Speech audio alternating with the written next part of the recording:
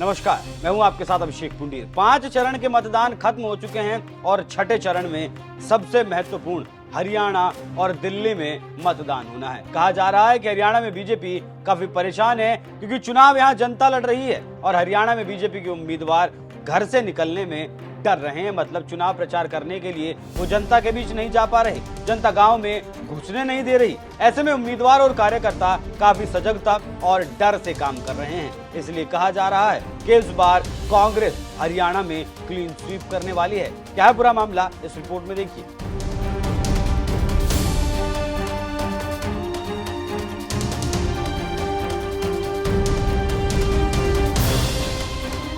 लोकसभा चुनाव में बीजेपी की सांसें अटकी हैं और हर जगह बीजेपी को टक्कर मिलती हुई दिख रही है। अब चुनाव छठे चरण में पहुंच चुका है और दिल्ली दरबार में पहुंच चुकी है। जी हां, दिल्ली और हरियाणा में चुनाव 25 मई को है, लेकिन बीजेपी को दोनों राज्यों में परेशानी उठानी पड़ सकती है क्योंकि 2019 में दोनों राज्यों में बीजेपी ने क्लीन स्वीप किया था, लेकिन बीजेपी की नीतियों की वजह से इस बार मामला उल्टा पड़ सकता है। और हालात ऐसे हैं कि हरियाणा में कई राजनीतिक जानकार कहने लगे हैं कि क्लीन स्वीप इस बार कांग्रेस करने वाली है। वहीं दिल्ली में 4-3 का रेशियो रहेगा, तो आप समझ सकते हैं कैसे सीधे सीधे ही बीजेपी को परेशानी उठानी पड़ रही है और इससे राहुल गांधी का योगदान ज्यादा बताया जा रहा है। हरियाणा में कांग्रेस एक रणनीति के तहत काम कर रही है और किसानों और सेना के जवानों को लेकर काफी एग्रेसिव है और इसी तरीके से कांग्रेस काम कर रही है। सेना में कोई भर्ती नहीं होना चाहता है, कारण अग्निवीर योजना।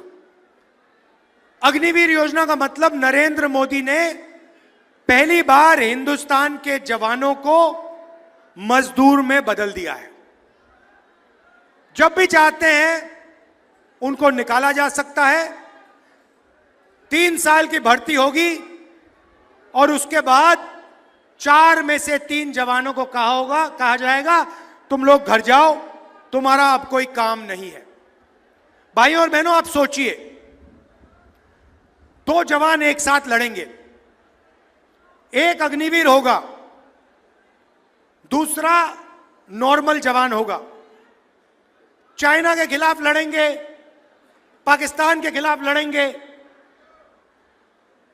एक जवान को सारी की सारी सुविधाएं मिलेंगी, शहीद का दर्जा मिलेगा, पेंशन मिलेगी, कैंटीन मिलेगी, अगर उससे कुछ हुआ कॉम्पनसेशन मिलेगी, परिवार की रक्षा होगी।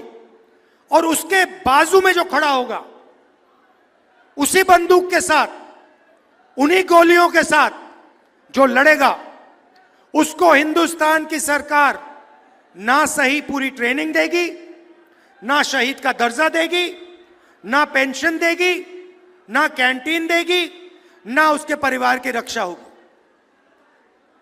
आप सोचिए हिंदुस्तान की सेना का मोराल का क्या होगा। 2 तरीके के शहीद बना दिए, सेना को बांट दिया, एक अग्निवीर और एक नॉर्मल जवान। तो पहला काम हमारा होगा, क्योंकि हम देशभक्त हैं, हमारा पहला काम होगा, जैसे ही हमारी इंडिया की सरकार बनेगी, 4 जून अग्निवीर योजना को हम लेकर ऐसे फाड़ फूड़ के डस्टबिन में, कूड़ेदान में फेंक देंगे।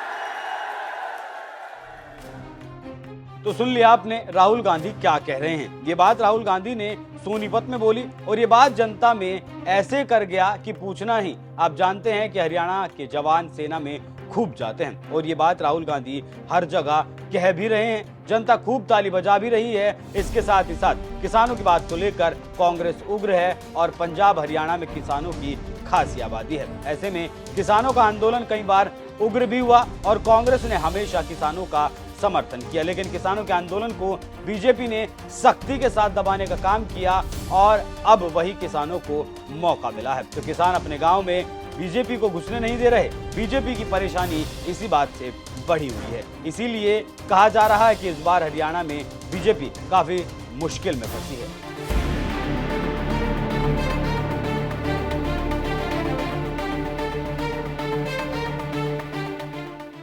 जानकारों के अगर माने तो हरियाणा में बीजेपी बुरी तरीके से फंस चुकी है, इसीलिए ओबीसी फॉर्मूला अपना रही है। उसी हिसाब से लोकसभा का टिकट बांटा है। ऐसे में सबको मालूम है कि वो जाटों की राजनीति को छोड़ ओबीसी की राजनीति करने पर अब उतारू है। ऐसे में मामला 50-50 तो लग रहा है, लेकिन कई जगहों से बीजेपी उम्मीदवार और कार्यकर्ताओं के भगाने के बाद लग रहा है कि जमीनी हकीकत कुछ और है और जनता खुद ही बीजेपी का विरोध करने के लिए अब उतर आई है। नरेंद्र मोदी, राजनाथ सिंह, योगी आदित्यनाथ के दौरे हो चुके हैं, लेकिन जनता सुधरने का नाम नहीं ले रही और लोग किसान अग्निवीर की बात कर रहे हैं। ऐसे में बीजेपी पदाधिकारी खुलकर बोलने को तैयार नहीं और ना ही कुछ कह रहे हैं। इसके साथ ही साथ कई विधायक इधर से उधर भी हो रहे हैं और कांग्रेस हरियाणा में फ्रंट फुट पर खेलती हुई नजर आ रही है। वहीं बीजेपी डरी सहमी है और डर कर वो राजनीति कर रही है। ऐसे में देखना होगा कि हरियाणा में बीजेपी को क्या हासिल होता है और कितनी सीट वो